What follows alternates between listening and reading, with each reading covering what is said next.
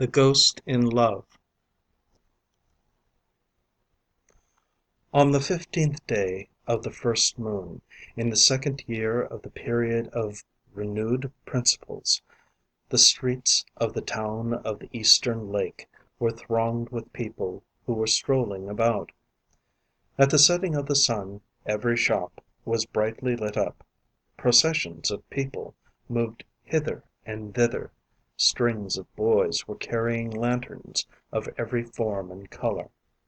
Whole families passed, every member of whom, young or old, small or big, was holding at the end of a thin bamboo the lighted image of a bird, an animal, or a flower. Richer ones, several together, were carrying enormous dragons whose luminous wings waved at every motion and whose glaring eyes rolled from right to left. It was the fête of the lanterns. A young man, clothed in a long pale green dress, allowed himself to be pushed about by the crowd. The passers by bowed to him. "How is my Lord Li the Peaceful?" The humble student thanks you. "And you, how are you?" "Very well, thanks to your happy influence." "Does the precious student soon pass his second literary examination?" "In 2 months. Ignorant that I am idling instead of working." The fête was drawing to a close when the Peaceful quitted the main street and went towards the east gate, where the house was to be found in which he lived alone. He went farther and farther. The moving lights were rarer. Ere long he only saw before him the fire of a white lantern decorated with 2 red peonies. The paper globe was swinging to the steps of a tiny girl, clothed in the blue linen that only slaves wore.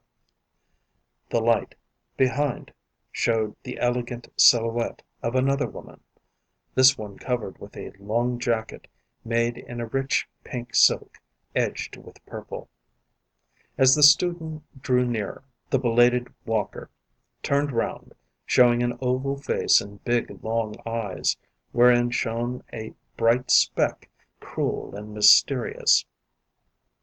Li, the Peaceful, slackened his pace, following the 2 strangers, whose small feet glided silently on the shining flagstones of the street.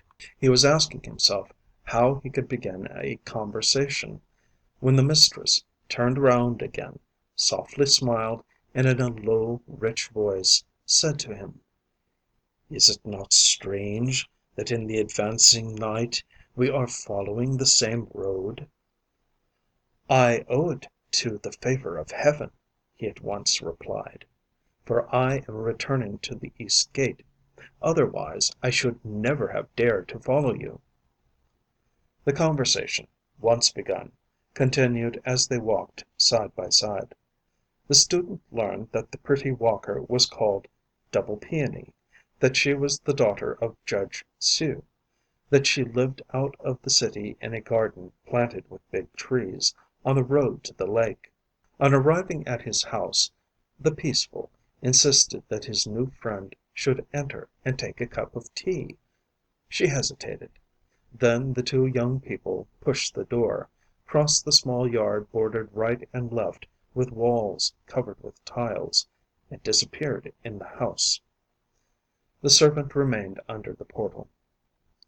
Daylight was breaking when the young girl came out again, calling the servant, who was asleep. The next evening she came again, always accompanied by the slave bearing the white lantern with 2 red peonies. It was the same each day following. A neighbor who had watched these nocturnal visits was inquisitive enough to climb the wall which separated his yard from that of the lovers, and to wait, hidden in the shade of the house. At the accustomed hour, the street door, left ajar, opened to let in the visitors. Once in the courtyard, they were suddenly transformed.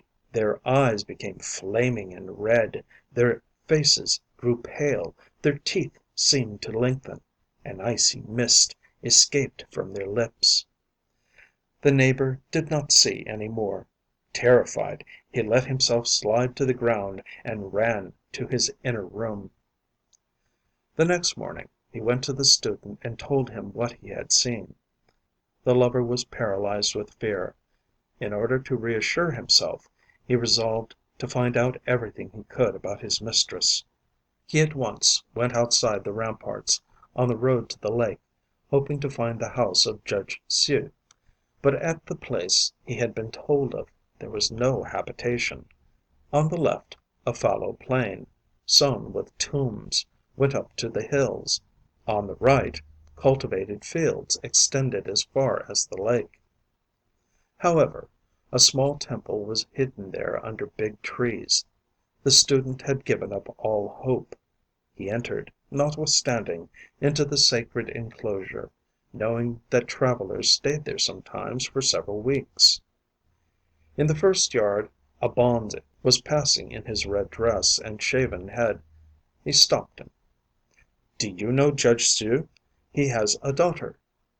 "Judge Hsu's daughter?" asked the priest, astonished. "Well, yes.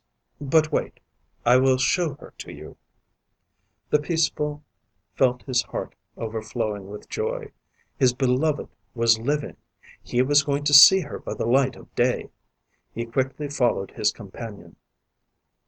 Passing the first court, they crossed a threshold and found themselves in a yard planted with high pine trees and bordered by a low pavilion. The bonze, passing in first, pushed a door, and, turning round, said, "Here is Judge Hsu's daughter." The others stopped, terrified. On a trestle a heavy black lacquered coffin bore this inscription in golden letters: "Coffin of double peony. Judge Hsu's daughter." On the wall was an unfolded painting representing the little maid. A white lantern decorated with two red peonies was hung over it. "Yes, she has been there for the last 2 years. Her parents, according to the rite, are waiting for a favorable day to bury her." The student silently turned on his heel and went back, not deigning to reply to the mocking bow of the priest. Evening arrived. He locked himself in, and covering his head with his blankets, he waited. Sleep came to him only at daybreak. But he could not cease to think of her whom he no longer saw. His heart beat as if to burst. When, in the street, he perceived the silhouette of a woman which reminded him of his friend. At last he was incapable of containing himself any longer. One evening he stationed himself behind the door. After a few minutes there was a knock. He opened the door. It was only the little maid. "My mistress is in tears. Why do you never open the door? I come every evening. If you will follow me, perhaps she will forgive you." The peaceful, blinded by love, started at once, walking by the light of the white lantern. The next day the neighbors, seeing that the student's door was open, and that his house was empty, made a declaration to the governor of the town. The police made an inquest. They collected the evidence of several people who had been watching the nightly visitors the student had received. The bonze of the temple outside the city walls came to say what he knew.